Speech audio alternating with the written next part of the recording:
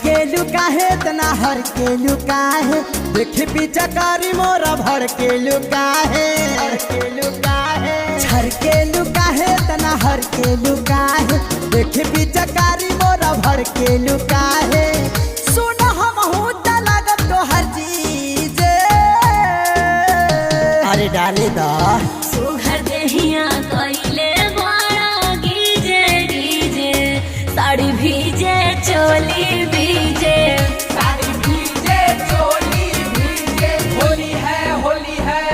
साड़ी चोली भीजाता ता भीजे दा हो साया तो हर नाही भीजे साड़ी चोली भीजाता ता भीजे दा हो साया तो हर नाही भीजे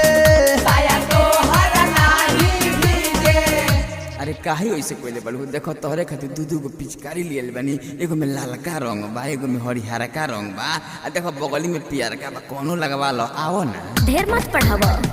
धीरे धीरे डाला रंगवा जीजा जी हो ए हो धीरे धीरे डाला रंगवा जीजा जी हो हमरा लागा तावे जान हमरा लागा तावे जान झोरा झाटा झोरा जने साली हो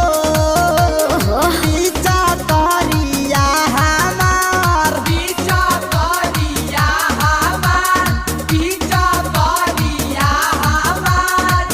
नट धकेल सरद बेहीजे सुघर देहिया कइले बड़ा गीजे गीजे साड़ी भीजे चोली भीजे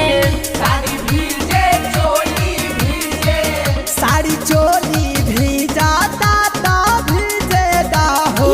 साया तो हर नाही भीजे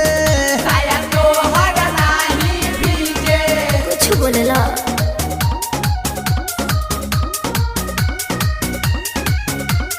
ललका डाला हल्का डाला जीजा जी हो हरिहर रंगवा करेला यासर भिरियावा कीरी रंगवा बहरी हो न त देह ढोढ़िए परगर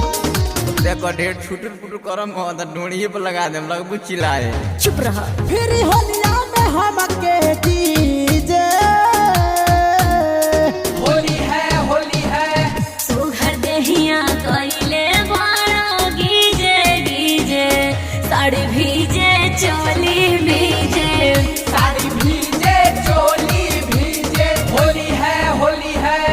साड़ी चोली भीजाता ता भीजे दा हो साया तो हर नाही भीजे छर के लुका है तना हर के लुका है देख पिचकारी मोरा भर के लुका है सुन हम होता लागत तो हर चीज अरे डाले दा सुघर देहिया कइले बड़ा गीजे गीजे साड़ी भी